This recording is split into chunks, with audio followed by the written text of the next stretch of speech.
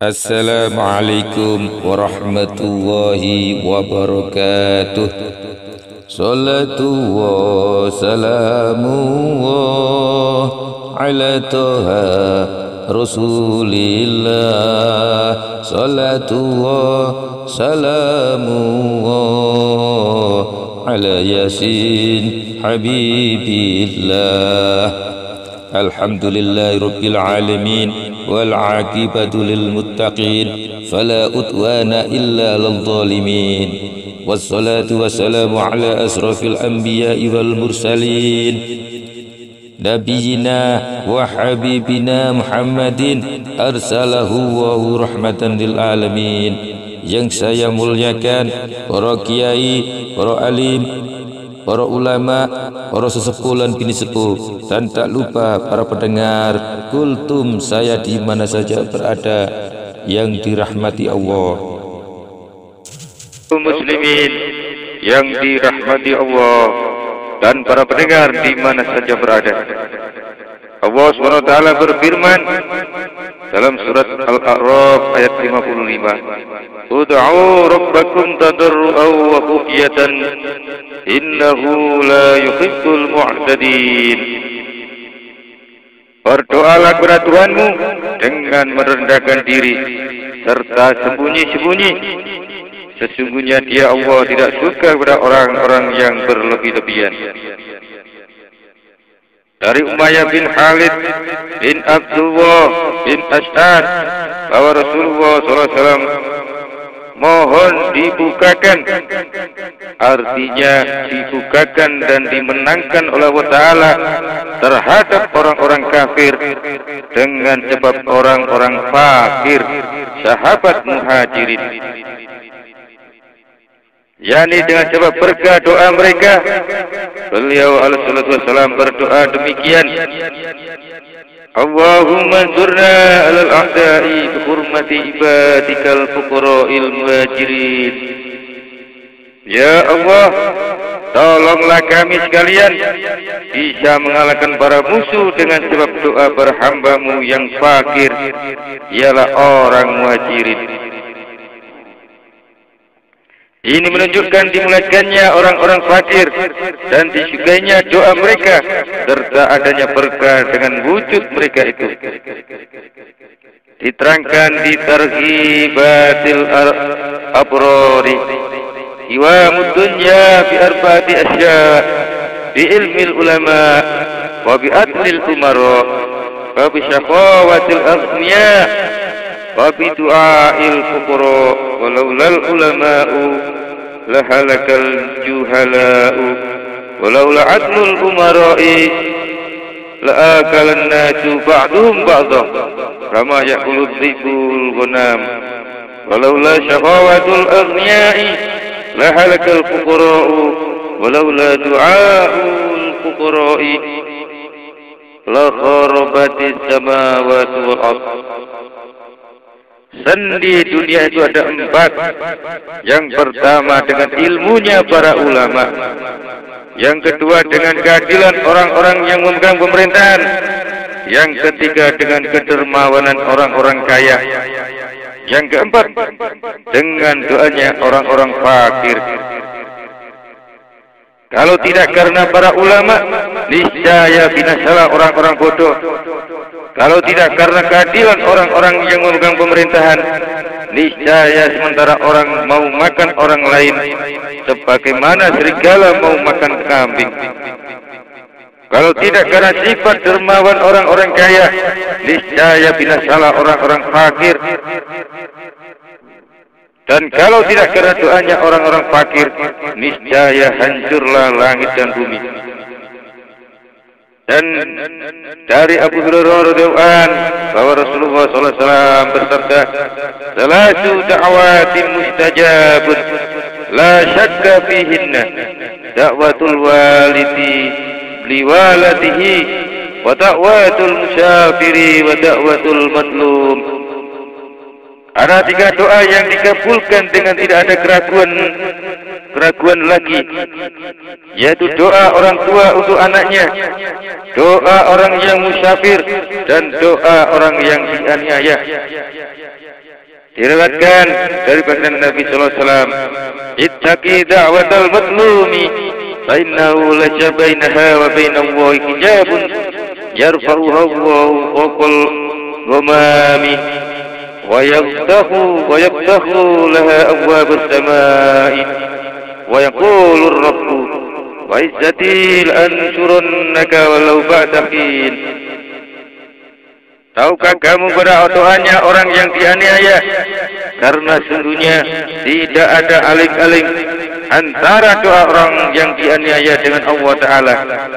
Allah mengangkat doa itu ke atas awan dan membuka pintu-pintu langit untuk lewat doa itu. Dan Tuhan berfirman, "Demi keberkasaanku, sungguh aku akan menolong kamu walaupun sesudah ini." Artinya aku, Allah, tidak menghilangkan. Artinya aku, Allah, tidak menghilangkan hak permintaan kamu, dan aku pun tidak menolak permintaan kamu walaupun pada waktu yang panjang. Karena sesungguhnya aku adalah Maha Kasih, tidak tergesa-gesa menyiksa para hamba, agar supaya mereka surut kembali dari tidak aniaya dan dosa pada usaha mencari kerelaan para musuhnya dan bertobat. Diceritakan dalam utamanya doa bahwa Mansur bin Amr sedang memberikan nasihat kepada orang-orang. Maka berdirilah seorang peminta minta 4 dirham. Kata Mansur, barang siapa mau memberikan permintaannya, maka aku akan mendoakan baginya 4 permintaan. Maka seorang budak berkulit hitam di ujung masjid yang tuannya adalah seorang Yahudi, kebetulan dia membawa uang yang sudah terkumpul. Maka dia berdiri sambil berkata, "Wahai Tuan Guru, aku mau memberikan kepadanya 4 dirham dengan syarat hendaknya Tuan Guru sudi memintakan untukku 4 permintaan sebagaimana yang aku kendaki." Kata guru, "Ya." Maka si budak pun memberikan badannya seraya berkata, "Wahai guru, aku adalah seorang budak. Maka doakanlah agar aku dimerdekakan. Tuanku adalah seorang Yahudi, maka doakanlah dia agar masuk Islam. Aku adalah orang fakir, maka doakanlah agar supaya aku menjadi orang kaya dengan anugerah Allah dari ciptaannya. Dan doakanlah agar supaya Allah mengampuni dosa-dosaku." Maka Tuan Guru pun berdoa untuknya. Ketika si budak itu pun pulang dari majelis, dia melihat dan menjumpai tuannya serta menceritakan kepadanya. Tuannya yang beragama Yahudi itu menganggap baik cerita itu dan berkata, "Sungguh engkau telah kami merdekakan dari hartaku sendiri. Dan sampai hari ini kami sebagai tuanmu, dan sejak hari ini pula engkau sebagai tuanku." Maka dia tuan Yahudi itu berkata dengan mengucapkan, "Asyhadu an la ilaha illallah wa asyhadu anna Muhammadan abduhu wa rasuluh." Aku bersaksi bahwa tidak ada Tuhan melainkan Allah, dan aku bersaksi bahwa sesungguhnya Muhammad itu hamba Allah dan utusannya. Dan sungguh kami berserikat bersama-sama dengan kamu dalam seluruh hartaku. Adapun hajat yang keempat yang aku maksud ampunan, maka itu tidak di tanganku, tidak di tangan kami. Kalau tidak demikian tentu kami mengampuni semuanya. Maka terdengar suara dari langit dari arah sudut rumah, "Sungguh kamu berdua telah kami bebaskan dari neraka, dan sungguh kamu berdua sudah kami ampuni, dan juga Al-Mansur bersama kamu." Diterangkan bahwa doa adalah sebab dan faktor yang paling kuat guna menolak segala sesuatu yang tidak diinginkan dan tercapainya tujuan dan cita-cita. Akan tetapi kadang-kadang doa itu tidak ada bekasnya. Mungkin karena lemahnya doa orang yang berdoa, sehingga doa tidak diterima oleh Allah Ta'ala karena padanya perbuatan-perbuatan yang dimusuhi oleh Allah. Mungkin karena lemahnya jiwa orang yang berdoa dan kurangnya mengharapkan doanya kepada Allah Ta'ala, serta kurangnya mengucapkannya kepadanya sewaktu berdoa.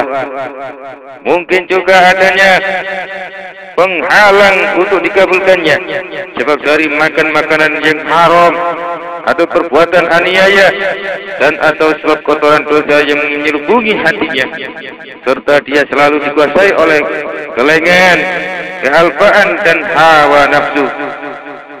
Sebagaimana telah diriwayatkan bahwa sesungguhnya baginda Nabi sallallahu alaihi wasallam bersabda, "Wa'lamu anna Allah Ta'ala la yaqbalu du'a min qalbin ghafil." Ketahuilah olehmu sekalian bahwa sesungguhnya Allah Ta'ala tidak akan mengabulkan doa orang yang hatinya lengah.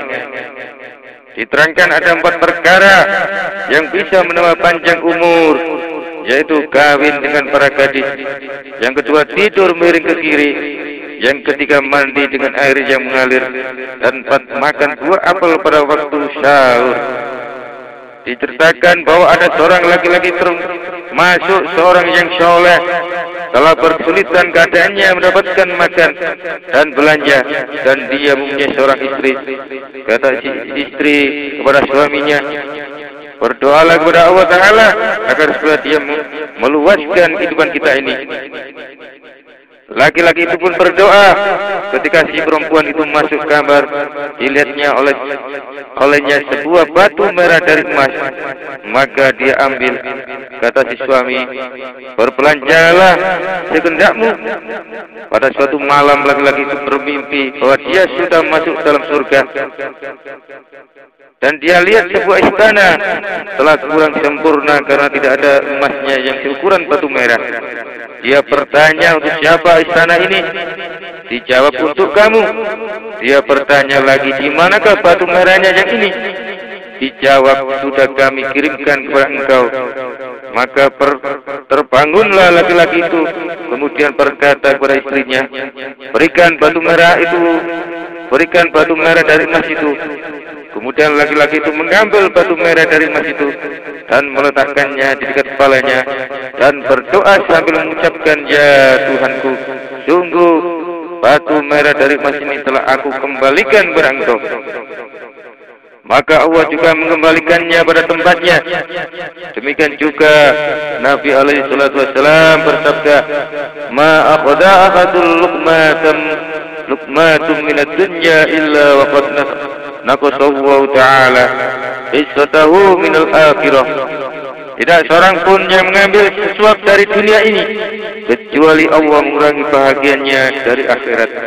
Sebagaimana Allah Ta'ala berfirman, "Man kana yuridu kharsal akhirati najid lahu fil kharsi wa man kana yuridu kharsad dunya nutihi minha wa ma lahu fil akhirati min nasib."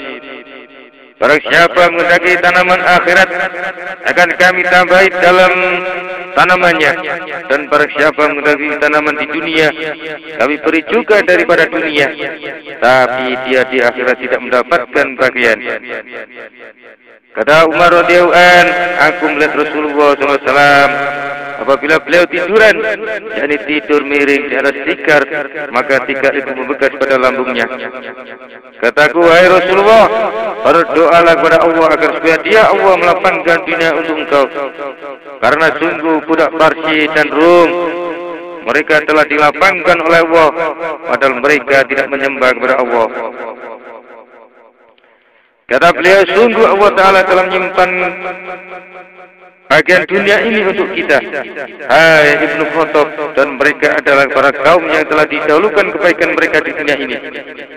Di suatu riwayat, "Amanartu an takuna lahumud dunya wa lanal akhirah." Apakah kita tidak rela bagi mereka itu di dunia dan bagi kita akhirat? Dari Amrin bin Shu'aib bahwa Rasulullah SAW bersabda, "Khoslatani man kana fihi katabahu Allahu Ta'ala syakiran syabiran, man nadara fi dinihi ila man huwa fawqahu faqtada bihi, wa man nadara fi dunyahu ila man huwa dunahu faqamitahu Ta'ala ala ma tafaddala bihi alaih." Dua perkara, apabila keduanya ada pada seorang, maka dia dicatat sebagai orang yang bersyukur dan bersabar, yaitu Orang yang melihat di dalam urusan agamanya kepada orang yang di atasnya, kemudian dia mengikutinya.